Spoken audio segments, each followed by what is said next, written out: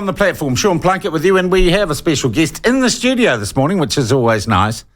As you know, we cover events in all our major cities and every nook and cranny of the country, really, but Wellington in particular is covered, not only, I guess, naturally, because the headquarters of the platform is in Wellington, and we have dealt at the platform with the problems of lawlessness and homeless people on the streets outside, and a very, very poor water infrastructure, which we got fixed after a year of complaining about it, only to have one pop up outside my house in the next 3 weeks.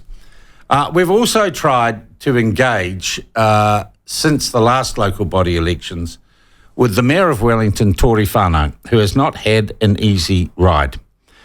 She is, by her own admission, someone who struggles with alcohol abuse, and a number of major projects and major strategies around the city have, well, fallen.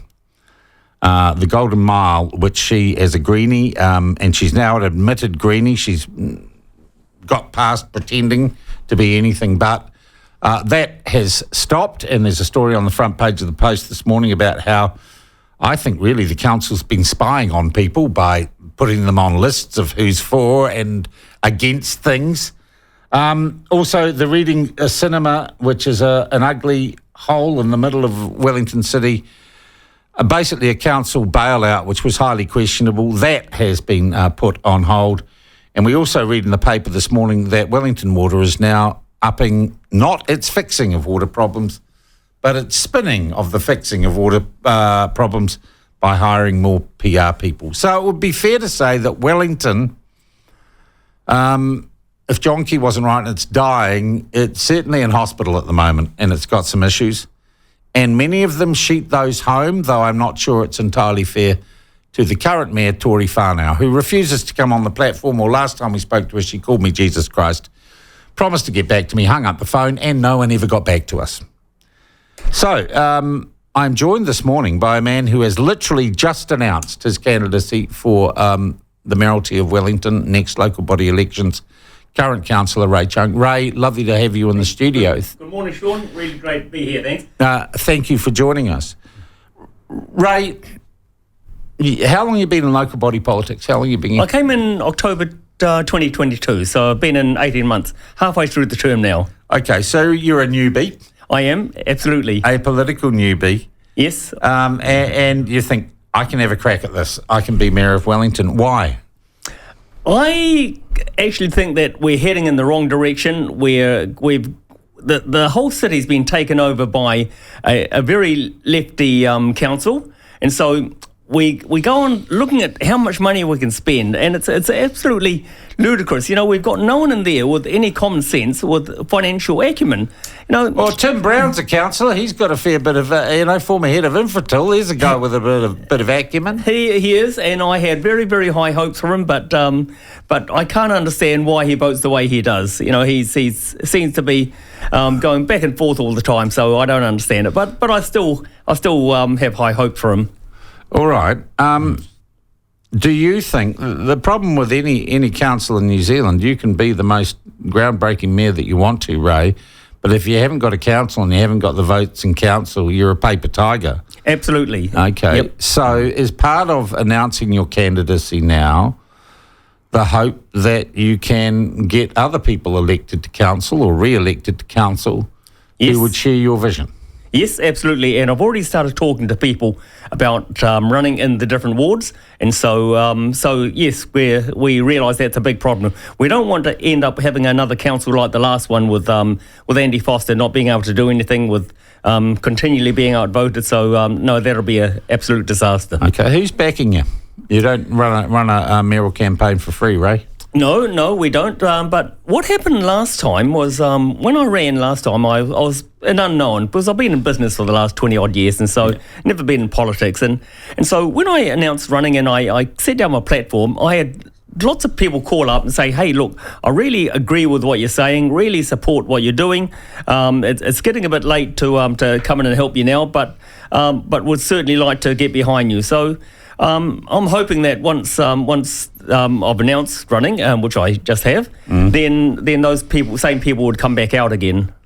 Okay, but are you being backed in truth, and we've seen it with Tory Whanau, it happens in local body elections all over the country. Basically, people say they're independent, but they're not really. They're backed by a political hue or by a political party. I mean, Tory Whanau's a Green Labour candidate. There's just no doubt about it.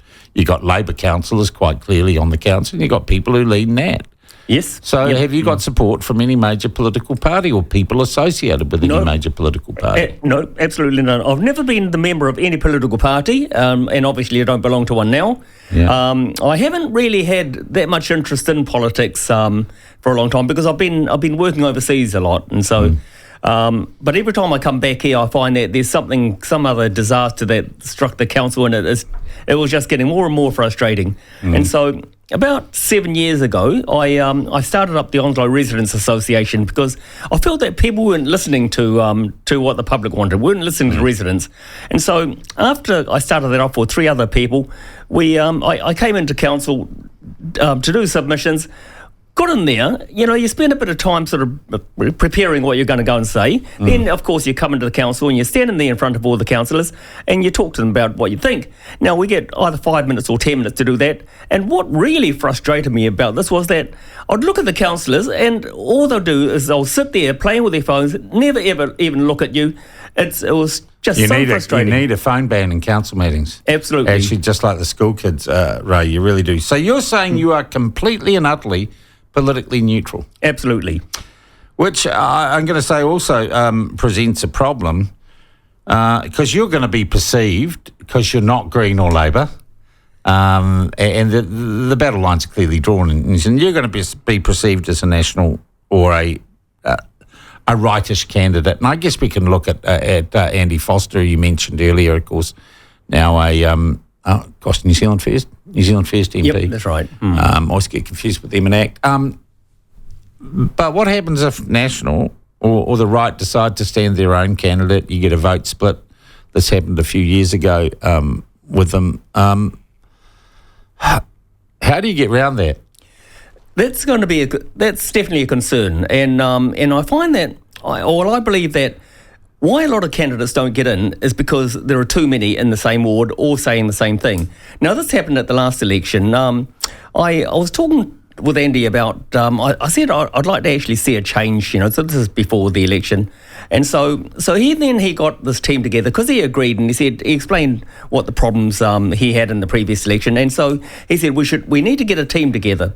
And so he talked about that a bit and sort of got people together, but then he ended up getting candidates compete against each other in the Northern Ward. I think there are about 4 people all saying similar things in the Northern Ward. Now, that's absolutely ludicrous. So you would look to form a ticket with approved candidates not competing against each other in all the wards in Wellington. Okay. Yep. Are there incumbent councillors who will join your cause or have committed to your cause? I hope so. Okay. Right. Are there or not? It wasn't are you hoping? It is, are there any that have committed to your cause? There's one who has said that he agrees with what I'm doing, and I feel that he'll be on board. Who's that? Tony Randall. Okay, so you got Tony Randall. Yep. He pops up here on with Michael quite often. Oh, good. Yeah. Okay, any other councillors that are with you? No, not yet. Oh, okay. Yeah. Is that a little bit disappointing? Hey, or you're just going to get a whole lot of new people in you and Tony? There are 4 of us on council who the media call the Reading 4, and I'm hopeful that they'll come on board. I've discussed this with them, but they haven't yet. But no, I actually get the feeling that especially after the last election, no one wants to be connected with a failure. And so, not that I'm saying I'm a failure, but you're Wellington City councillors. You're already connected with a failure, Ray, a failing city. If I'm going to be brutally honest about it.